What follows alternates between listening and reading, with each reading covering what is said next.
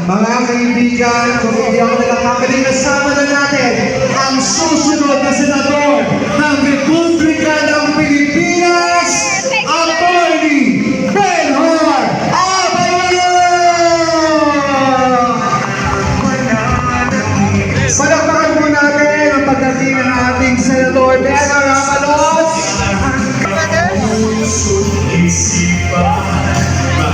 Uli ang palakpakan natin ang susunod na senador.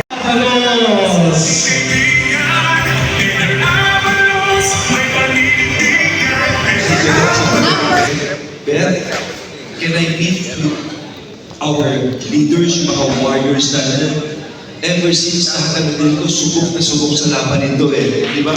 So this is sort of a reunion for everyone here, no? Pare-pareho tayo nung mga panahon na yun. Ngayon, sabi ko, baka pwedeng mag-request. Baka naman at this point in time, baka pwedeng ako naman na makahingi ng tulong sa inyo. So, sa totoo lang yung pinakita kanina, ang gumawa mo sa Greg Garcia, si Boss, si Presidente, napakabait sa akin, tsaka ni Ma'am. Binigay niya sa akin si Greg for the messaging. And so, ang messaging is simple, sabi ni Greg. You've been a mayor, you've been a MMDA chairman, you've been a secretary, at sa lahat ng inupuan mo, hindi ka umatras. Sa lahat ng inupuan mo, there was a good output. Mandaluyong, dito po may hospital tigaloob, tigalabas, nagawa namin economic tiger. Kami lang ang United Nations awardee ng Project Peach. Kami ang most business-friendly, the best in nutrition, the healthiest babies, and of course, just 8 months ago, the most intelligent high school students. #1 in the national achievement. So, and then COVID came, and I was the MMDA chairman.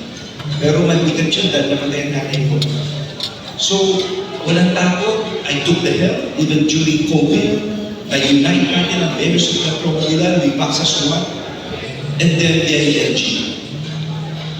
Alam nyo, yung capacity building ng mga mayors, yung sinasabi ko kanina, sa mga tiga Iloilo, first ever pinakamadaming award. Yung award, hindi ko binabaan yung standards, no. If it's about money, ang Department of Finance na binigyan ng parameter. If about health, DOH, ang tawag yan, Seal of Good Local Governance. Tinutukan ng DILG, and this year, pinakamaraming award. Yung sabihin, magagaling na, nakasak ang LGUs. Yung mga fire trucks, 240 ang walang fire trucks sa umupang ng DILG. Sinabi ko ng Presidente, Sir, kawawa ang lugar na to. Kung may sulog, walang fire truck man lang. In 1 year, nakalahati ko. And before I left office, na-i-order na lahat for distribution na lahat may fire truck na sa loob. And of course, pagkaupo ko, ano nangyari? May namatay si Percy Lapid, pinakahanap natin si Balta. After a while, may napatay si Negros, Governor Nicamo, maski Congressman.